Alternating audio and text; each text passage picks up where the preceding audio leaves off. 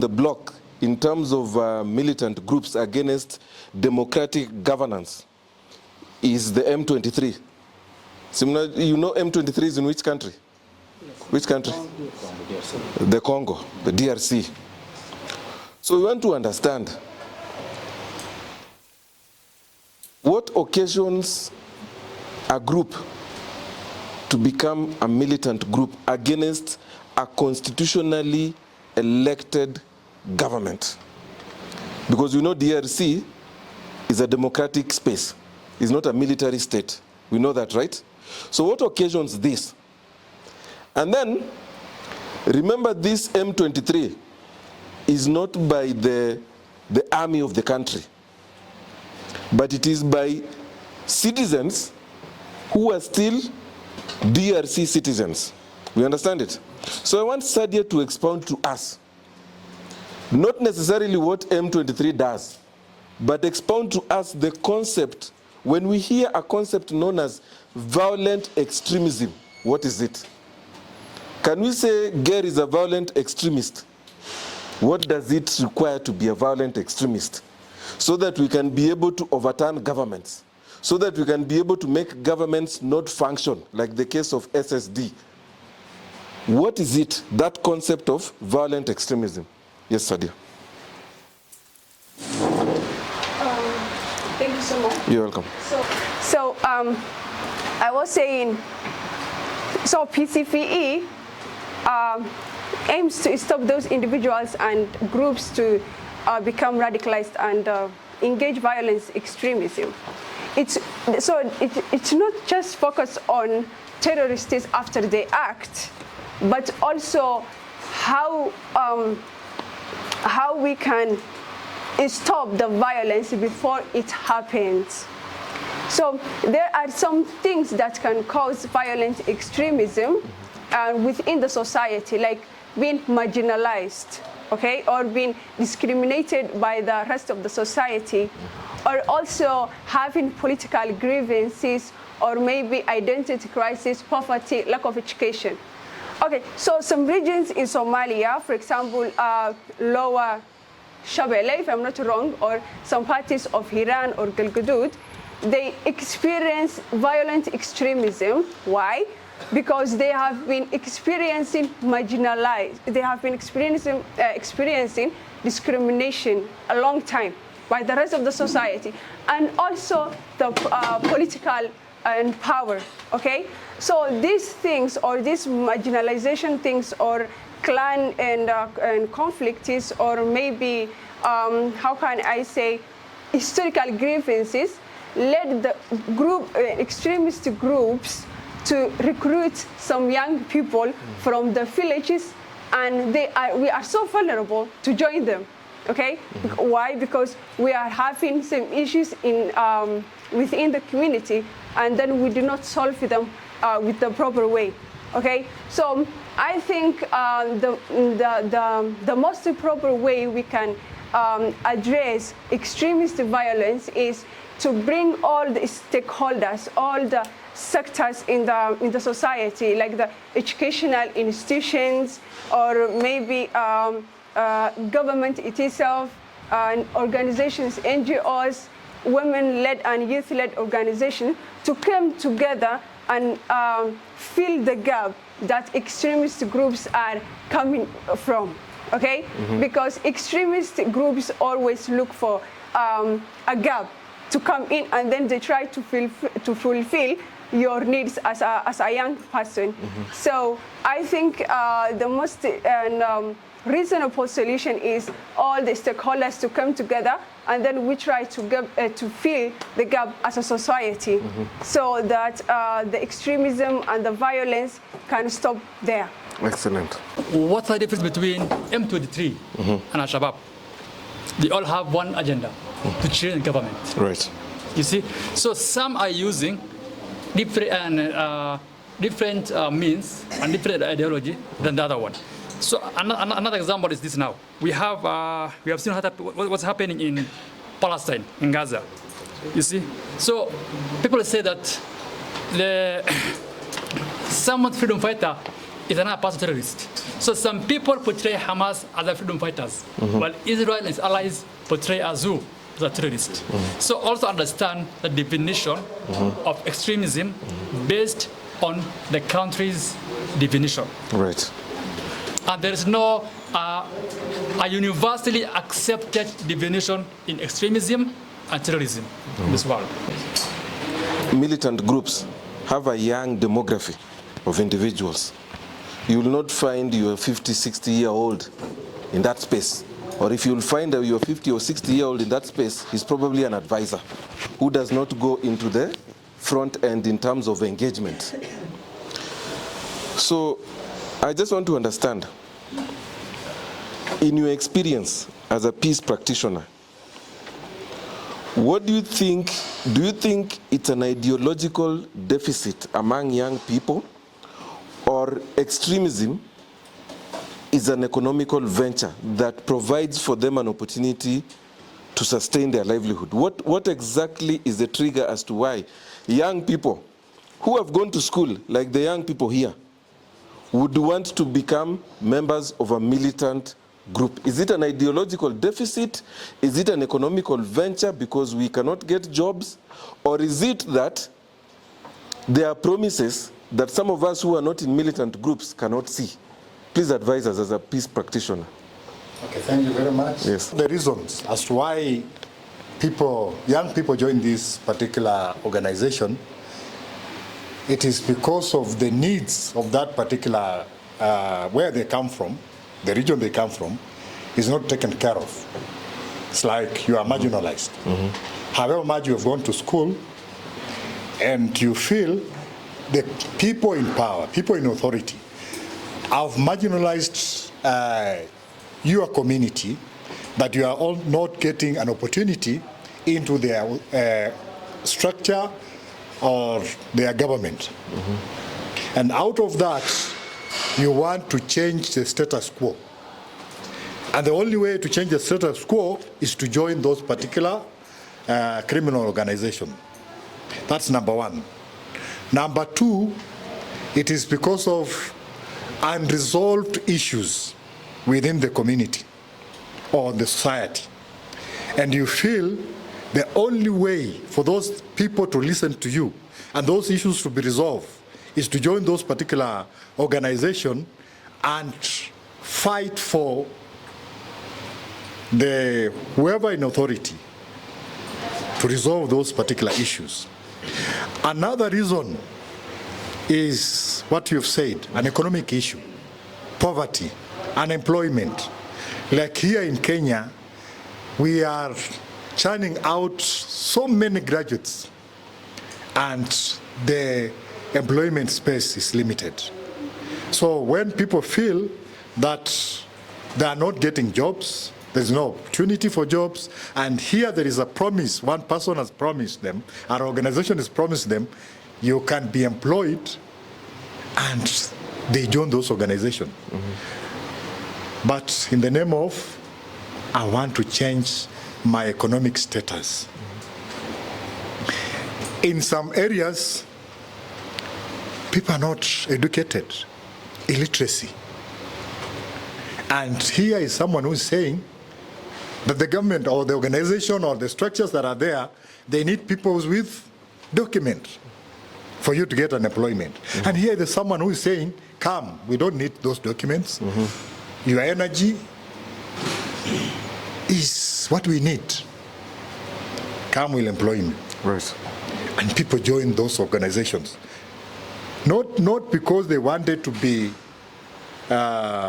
criminals, terrorists, but they join there to change their economic status. Another thing is issues of ideology. It might be religious, it might be political, it might be cultural, yeah? And because of the teachings that are not right, you find yourself joining those particular organizations just to defend your religion. But in real sense, you're not defending your religion. And then there are so many, even culture is another issue. Politics is another issue. And I'll give you an example. In 2007, 2008, some of you are not here, maybe you are young or you're not there.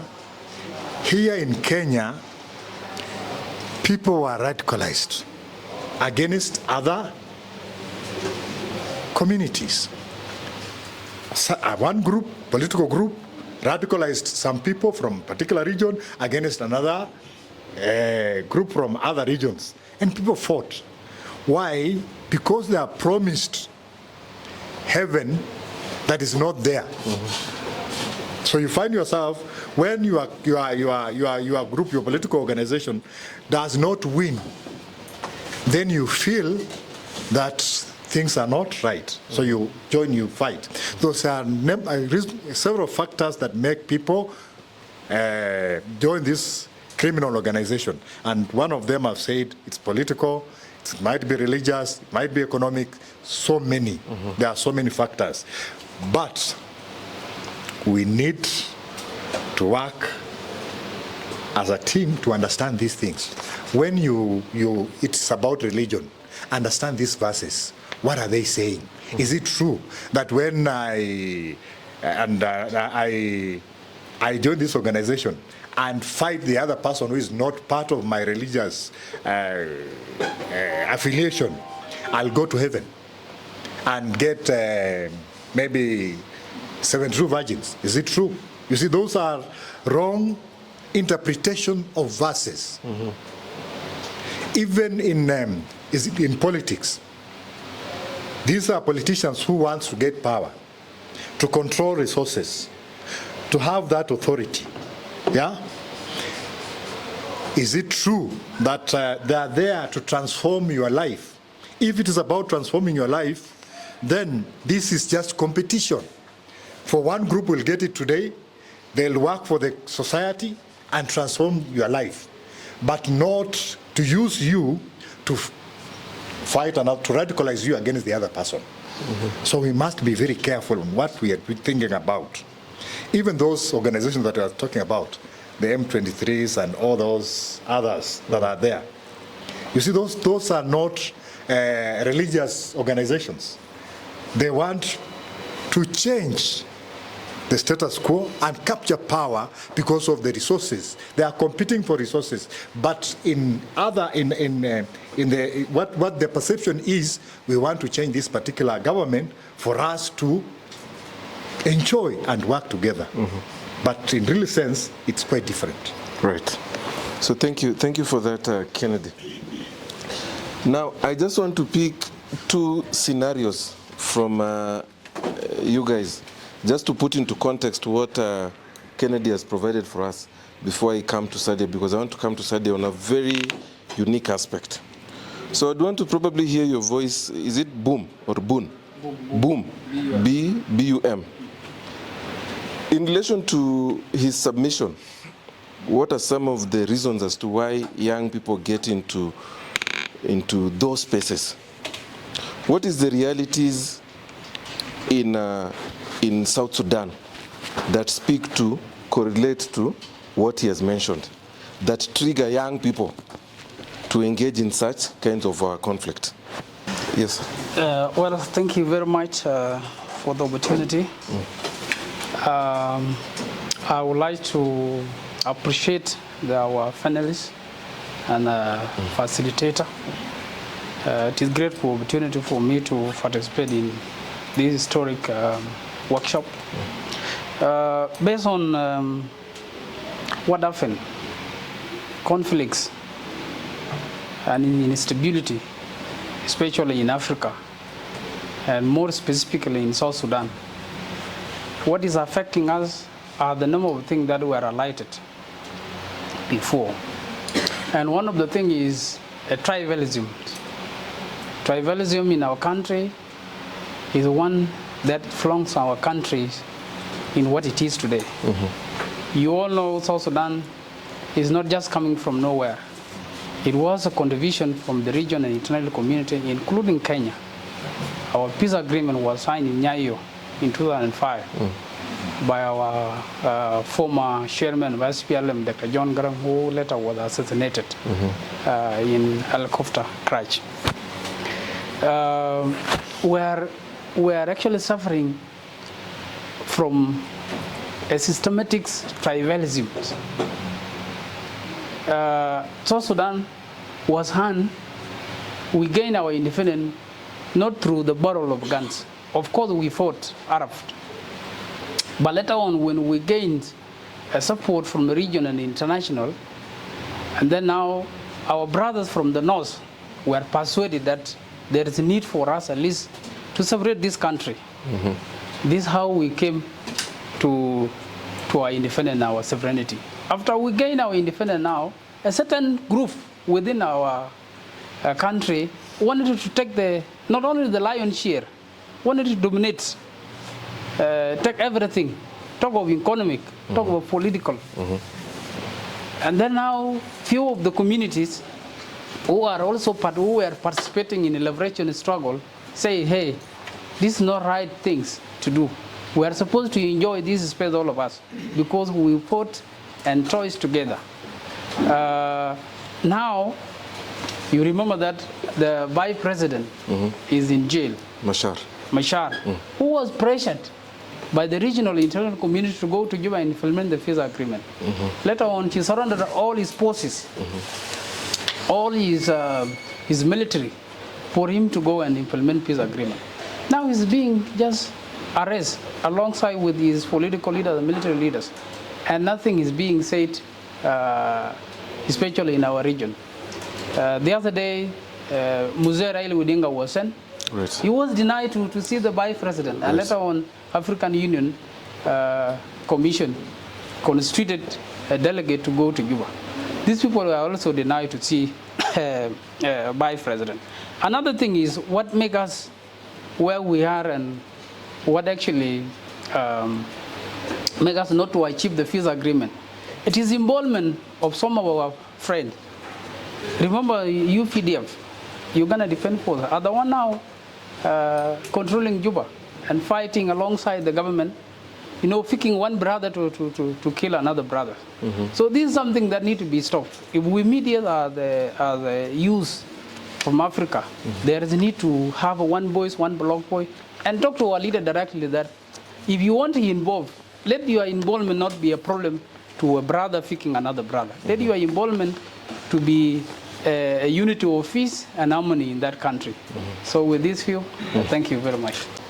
So for what I hear from him, maybe I stand corrected, Ken, their challenge is in the political space mainly because of the followership of Dr. Machar and Salva Kiir. So it means there are young people who are feeling disillusioned.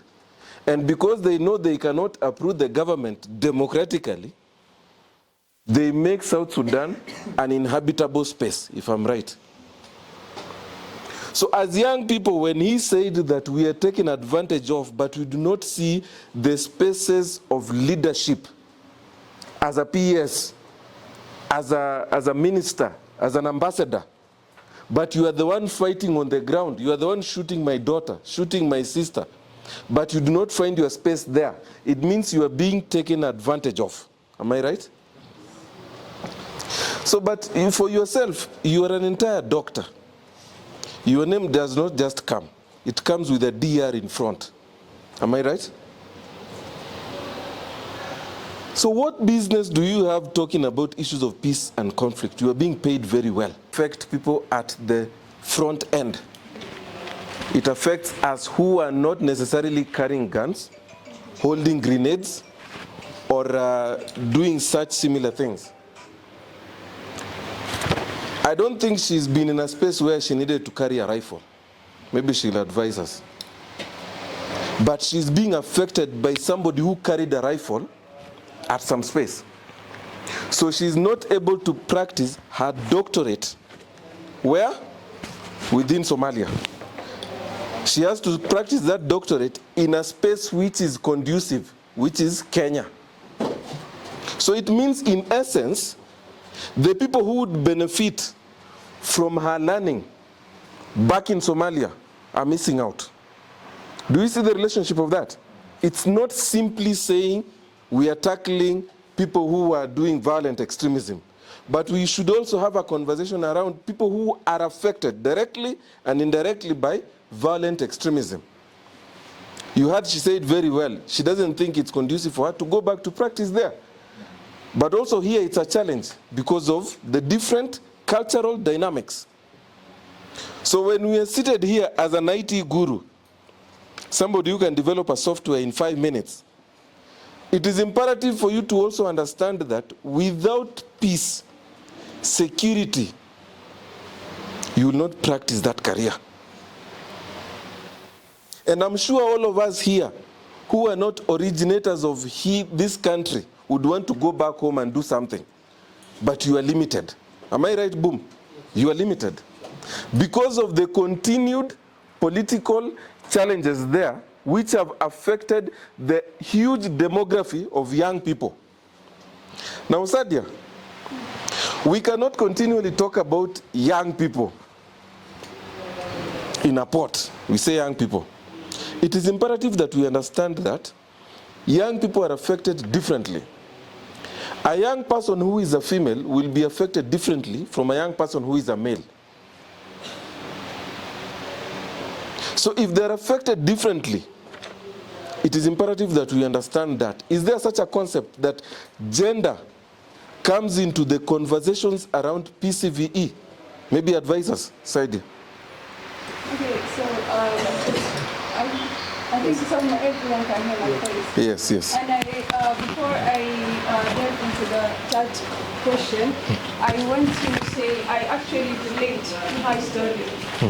Because I'm also from Somalia, and I freshly started my degree here.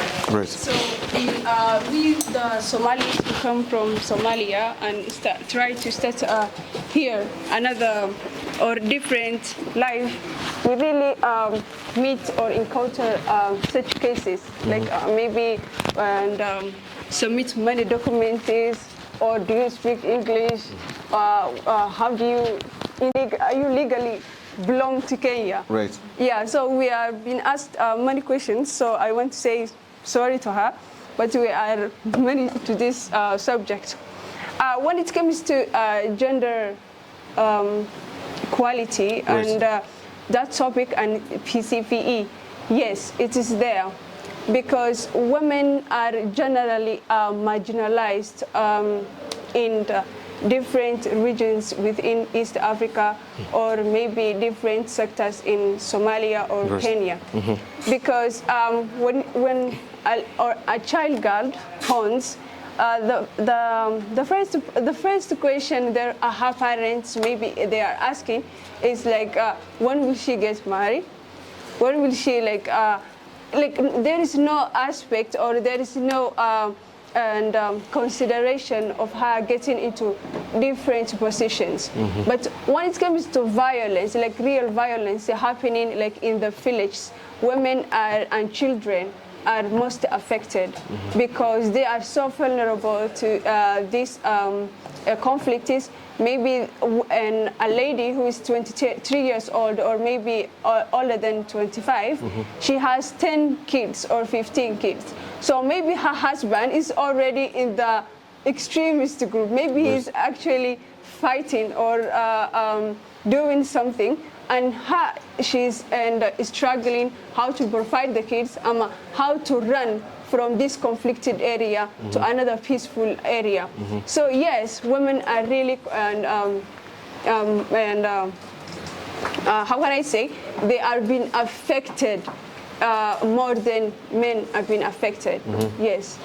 So yes, Yeah, just to add on what she said, based on other issues that make people to join, issues of marginalization, segregation, all that. But the other thing is gender plays a major role in violent extremism. And to be specific, women, some of them, I will say women are catalyst. Catalyst in the sense they are the ones who amplify the violent extremism.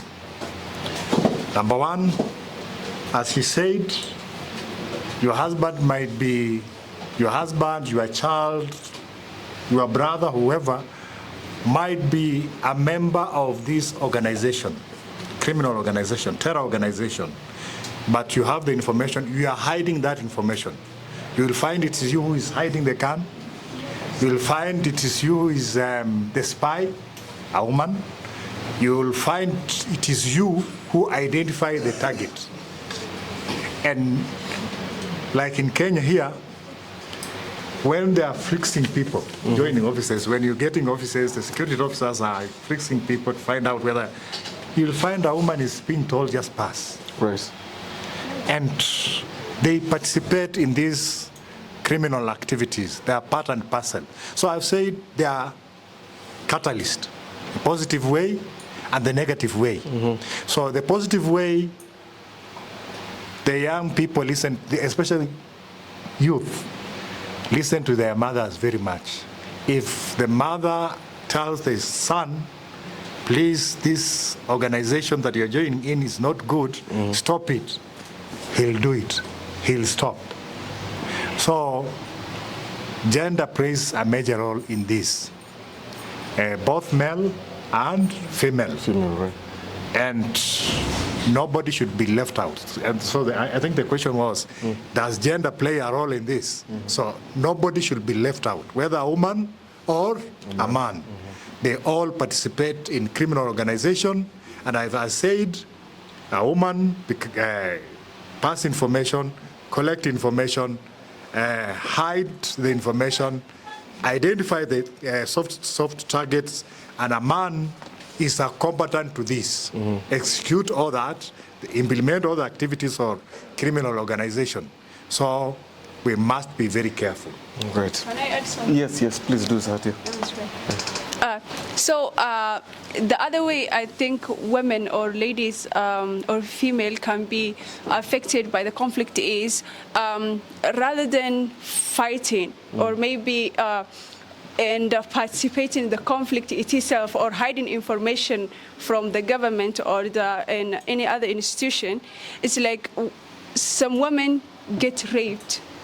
Yeah, they get raped because they are so vulnerable. They do not have maybe the ability to run, or maybe she is running, but the rapists who are running after her, there are many. Right. So many women get raped, and I think they are actually more vulnerable than men. Also, I wanted to add the topic or the point about hiding information from the institutions or the government. It's like something all the people are struggling with, because youth and the people who are affected by the conflict, most of the time, they do not feel they have the safe space to share this information. They maybe are fearing or they are afraid of the extremist groups, and the government do not have the capacity to make them feel safe or to protect them.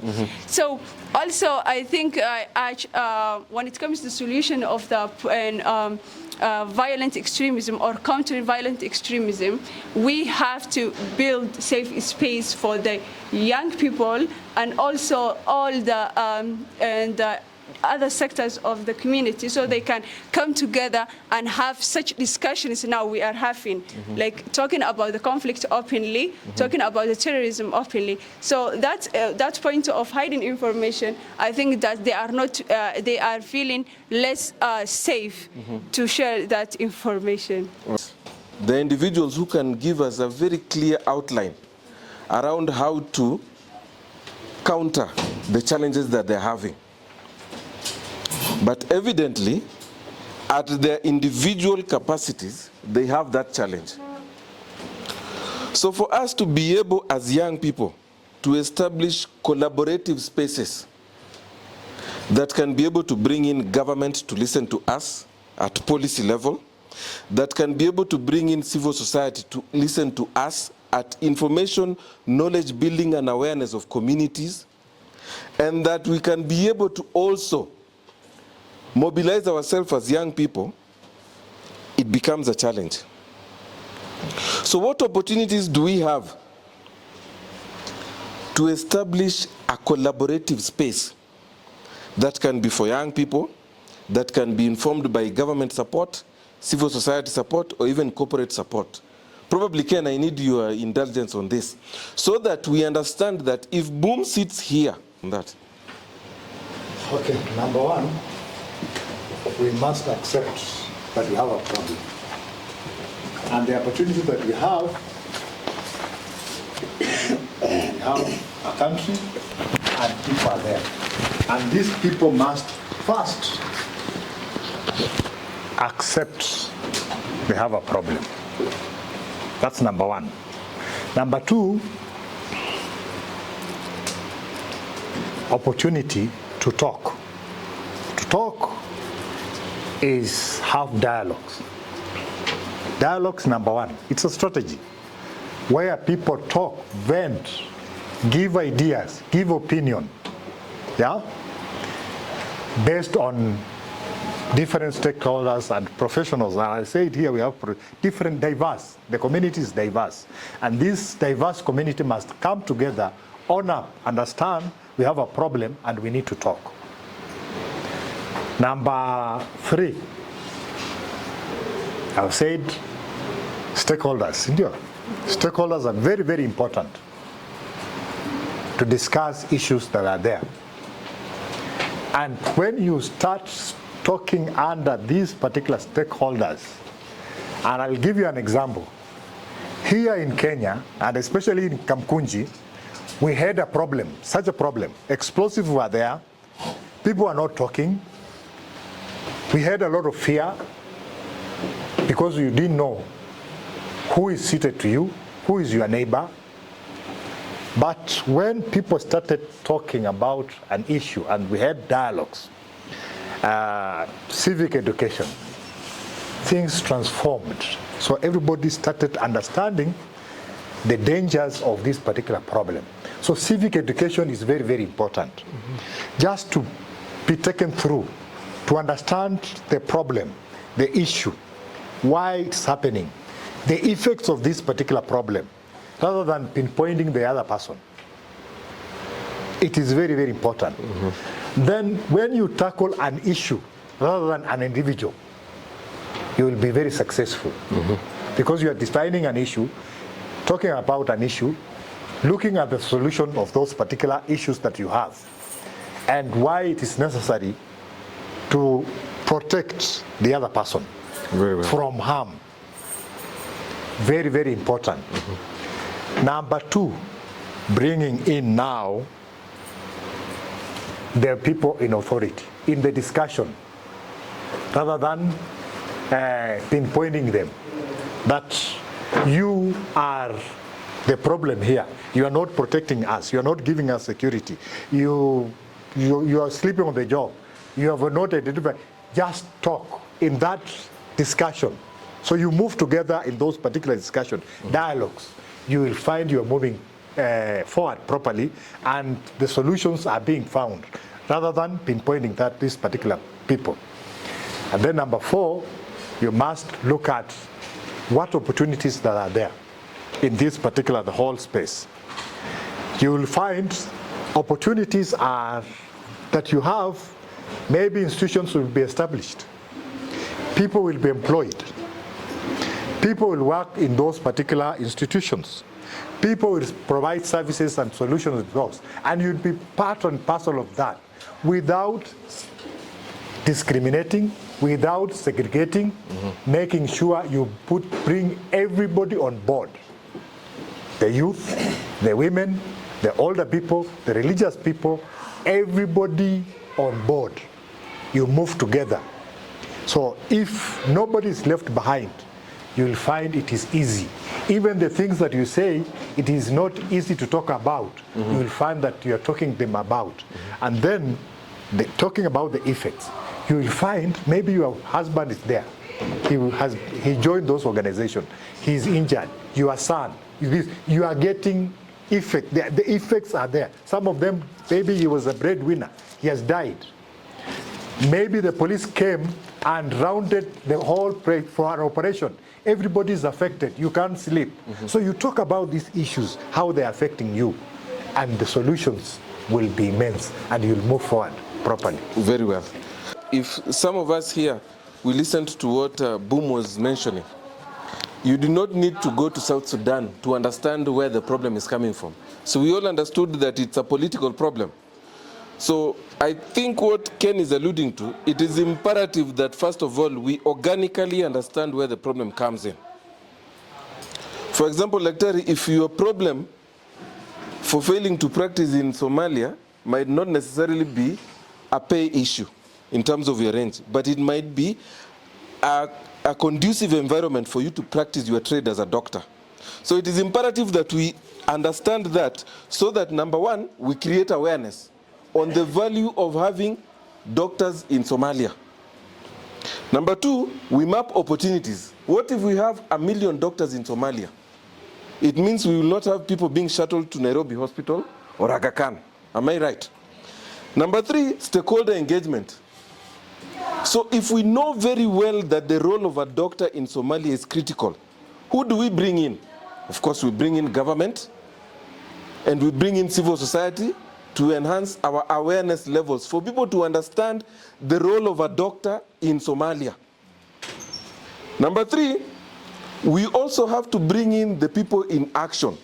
We are talking about the ministries. For example, if the Ministry of Health in Somalia does not see your value in the society, then it is not going to develop policies that are relevant to supporting your trade. We understand what Kennedy mentioned, so that we contextually see where the problem is as young people, and we devise solutions to address those problems as young people. We are understanding each other up to that particular point. So I want to give Sadia. So in my conclusion, or actually my research was focusing on how youth can be empowered to counter violent extremism. So youth, young people, we are not just we are both the most vulnerable to recruitment by violent extremism, and also we are the most powerful forces to stop and counter such movements. Okay, so some solutions or some pointers that youth need to be empowered is, I think, education. Okay, so we need to be educated in such topics. We need youth to be engaged in such topics and learn more about how can they encounter violent extremism and prevent them from happening. Okay, so also I think there is another issue called digital radicalization. Okay, so youth or our young people, we use social media platforms frequently. I know. So if you just, like all of us, if we just go one of our social platforms, I can assure you, like in 5 minutes, you will meet hate speech, or someone violating other person's human rights, or someone is spreading misinformation. Yes. Okay, so we need to work on how we can spread positive information in social platforms. You as a person, you can use that, you can do that, where you can say like, in my social media, I won't, you can guarantee that yourself, I won't participate any violence. Anyhow it happens. Okay, so, and I know my background, Somali community, we are so violent. We know how to violate someone's rights like so easily, and that needs to be stopped right now.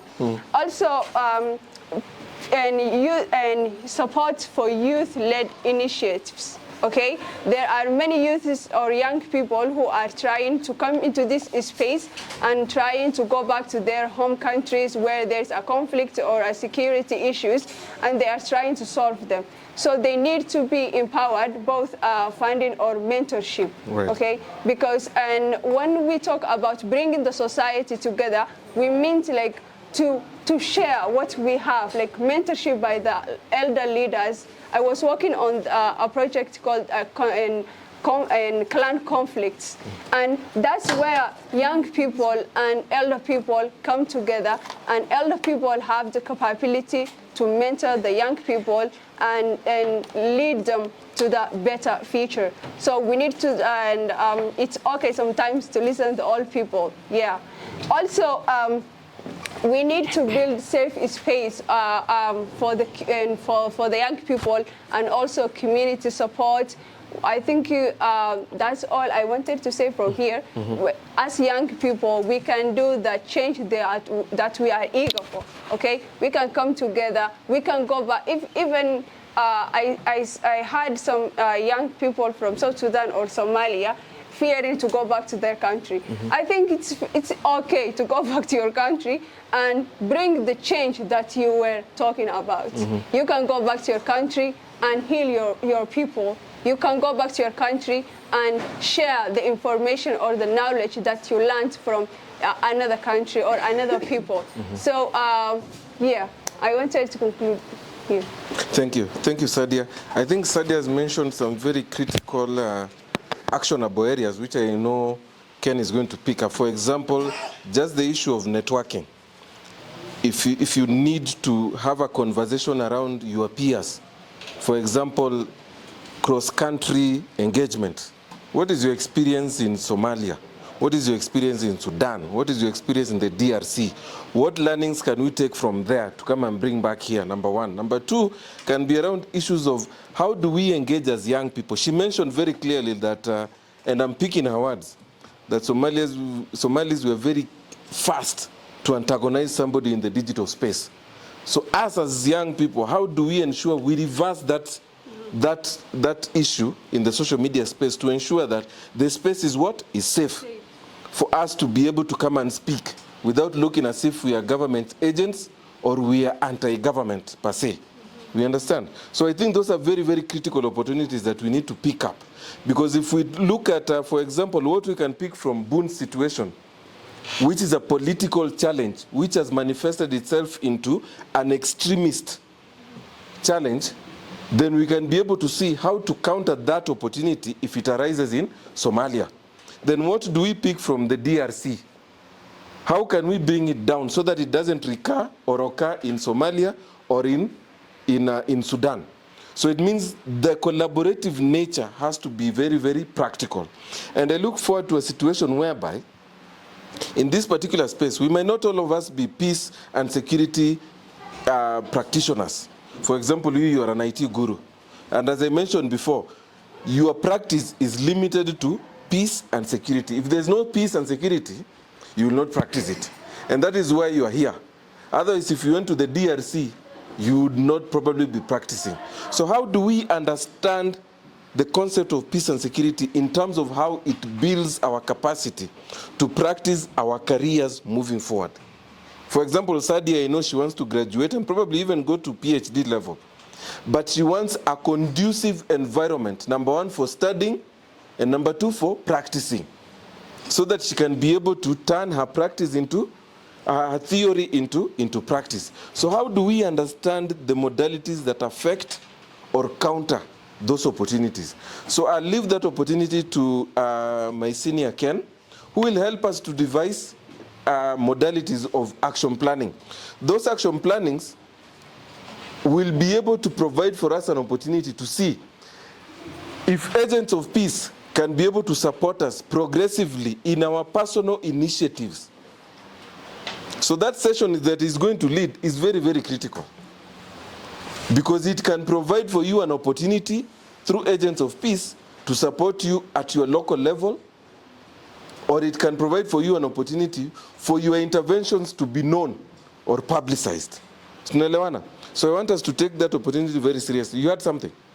Yes, before, yeah? Sorry? Yes, before Ken comes in, please. That goes, there is a quote which says, if you are defending ideology, it's a maturity. But if you are defending for a person, it's immaturity.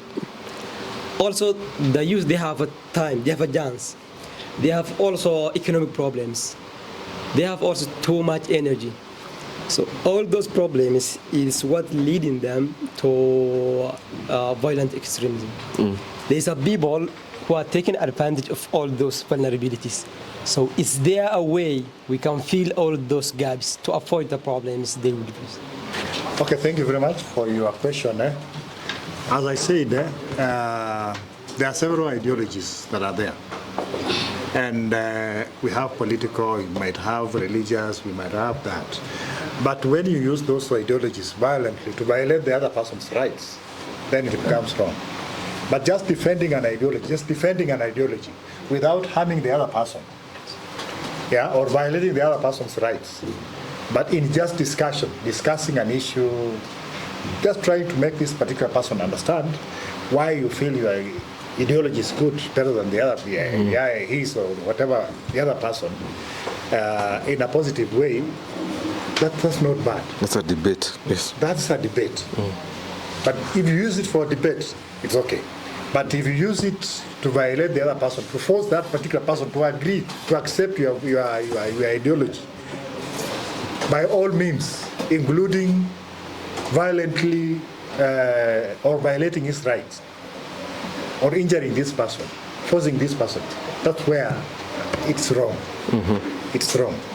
But how do you do it? I said, we are here to share experience. And one of the things that you'll be doing is experience sharing for collaboration, partnership, linkages, referrals, and capacity building. So you knowledge all that. That's the reason why you are here. And that's what you do to make sure you change or transform the other person. Excellent. And the context of Somalia, it is your prerogative as creme de la creme who has been brought here by agents of peace to argue out that you are wrong or right. Yeah. And remember, you are the face value of the communities that you come from. If, for example, in South Sudan, I've only been in one hotel, from that hotel to the airport. I know nothing about South Sudan. At least for Somalia, I've been into 3 states. So if I argue with Boom, I argue with Boom in terms of intellect, not in terms of passion. When we bring in passion, that's how now we have people feeling like I have to be aligned this way. Because you are talking ill about Machar, and I'm a Salva Kiir person. But you are missing out on the ideological nature of the argument. We understand each other? So don't run away from issues of debate like he has said. Let the debate be ethical. Let it talk about the issues at hand, not how short I am, how dark I am, how fat I am. No, let it be practical. If it is practical, then you will create consensus across board. We understand each other? Yeah? So I hope Ken answered you sufficiently. And if he didn't answer you sufficiently, we are going to broadcast his number so you can talk to him on WhatsApp so that he can be able to answer you much more specifically. So Sadia has something. And when we are talking about bringing the community together or having like a comprehension, a communication within the society, right, we like aim, or the goal is to fill those gaps. Like when we are talking about bringing the youth-led organization, women's organization, business communities, education institutions, civil society, government itself, and other institutions yes, come together, we mean we should fill the gap. That's what we are talking about. And also, I want to repeat, like extremist groups take advantage of where the government is absent. Right. Where the government service is absent, that's where extremist groups try to come in and fill. Okay? Please, Sadia, repeat that again, that part. The part, so I said extremist groups always try to fill the gaps whereby the government services are absent. Exactly. Okay. So, and we need to, everyone has his own experience. She has she's a doctor. Someone is a software developer. He is a peace practitioner. So one person cannot solve this issue. We need to bring the community together so we can fill such gaps. You are within that particular environment, and you cannot be able to maybe to move to other. You cannot connect to other people physically. Yes. Because of the situation at that particular area, and you have that particular gadget with you. That is an opening that all the information that you have there, either through WhatsApp or Facebook, with Twitter, whatever, you can be able to connect to the other world and get information, and also pass information, share information on what you need, what is happening, what you need to be done, how you want to engage, who else you want to be part and parcel of your engagement at that particular area to transform that particular society. That's number one. Number two, the same. When you have your own cocoon or maybe meeting in that particular place, you can also record and share with the other world.